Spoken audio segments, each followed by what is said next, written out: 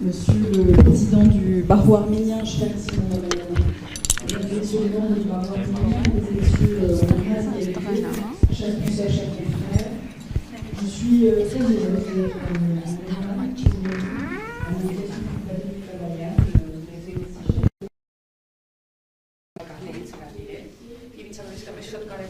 այս կարևորագույն թեմայի շուրջ են խոսակցությունները այսօր ծավալվում։ Այս ամի թեմա է, որը վերաբերում է այն օրենսդրական փոփոխություններին, որոնք մեզ անհրաժեշտ են, որովհետև դուք գիտեք, որ Փաստաբանների պալատը պետք է ներկայացնի մեծ քանակությամբ ֆրանսիացի փաստաբաններին, մեզ մոտ այդպես են թողած, եւ խոսքը միջազգային եւ եվրոպական հարցերի մասին։ Այս ամենը նաեւ վերաբերում է փաստաբանների պաշտպանության հարցերին, այն հարցերին, որոնք թույլ են տալիս փաստաբաններին հավուր պատշաճ իրականացնել իրենց գործողությունները, քանի որ նրանց նկատմամբ երբեմն, իհարկե, ինչպես արդեն նշվեց, իրականացվում են բնութություններ, իրավունքների խախտումներ, իրավախախտումներ եւ Եվրոպայի կոնվենցիան, որը վերաբերում է փաստաբանների պաշտպանությանը, պետք է պահպանվի, պետք է ասել, որ ցավոք սրտի բոլորին վերջերս այս ամենը շատացել է, այսպիսի ոտնձգությունները շատացել են եւ սա դարձել է ավելի մտահոգիչ, երբ որ խոսքը գնում է փաստաբանների իրավունքների մասին։ Օրինակ, պետք է ասել, որ երբ որ 2024 թվականին հրապարակվել է կոնվենցիայի զեկույցի տվյալը, տվյալների հավալիր ներկայացվածությունը, ապա ակնհայտ է դարձել, որ ծայրահեղ աչականները ունենել են այսպիսի ոտնձգություններ, նկրտումներ, եւ նույնիսկ խոսքը այստեղ կարող է գնալ այնպիսի խնդիրների մասին, ինչպես վերաբերում են հարձակումներին եւ այս հարձակումների շրջանակներում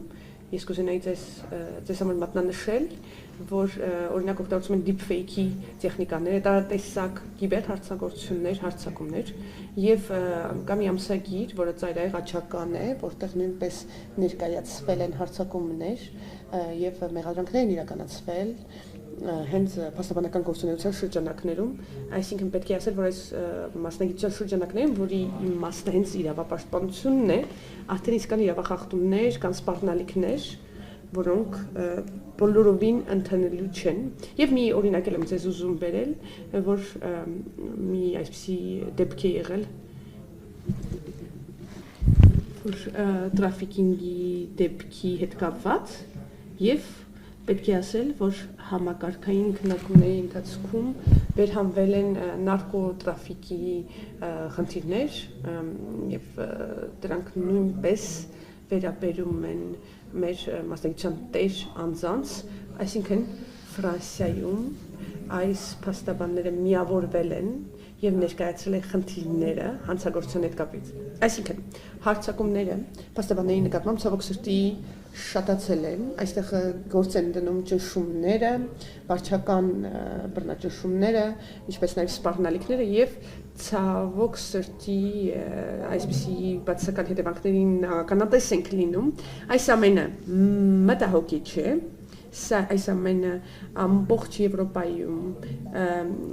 Թունիսում, ԱՄՆ-ում, Ռուսաստանում, Բելարուսում, Թուրքիայում եւ մի շարք այլ երկրներում նույնպես շատացել է, այդ իսկ պատճառով կոնվենցիան դառնում է այլ ավելի կարեւոր, քանի որ այստեղ նշվում են այն տարրերը, որոնք թույլ են տալիս իրապես պաշտպանել փաստաբանի մասնագիտությունը հաշվի առնելով այն իրականությունը, որ գործում է եւ այն քննարկումները, որոնց վրա կարելի է հիմնվել։ Այսօրվա այս քննարկումը եւ ընդհանրապես վավերացումը այս կոնվենցիայի թույլ է տալիս իսկապես ապահովել անկախությունը եւ պաշտպանել իրավունքները այս մասնագիտության տեր անձանց։ Կուզենայի մատնանշել,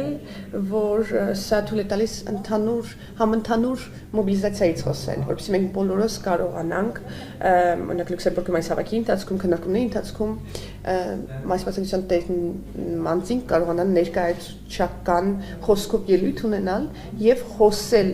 այն հնարավորության մասին, որ ունեն եւ ես շնորհակալ եմ բոլորին, շնորհակալություն ձեր հրավերի համար, շնորհակալ եմ եւ բոլորիս մաղթում եմ արդյունավետ արգասաբեր օր քննարկումների եւ աշխատանքների համար։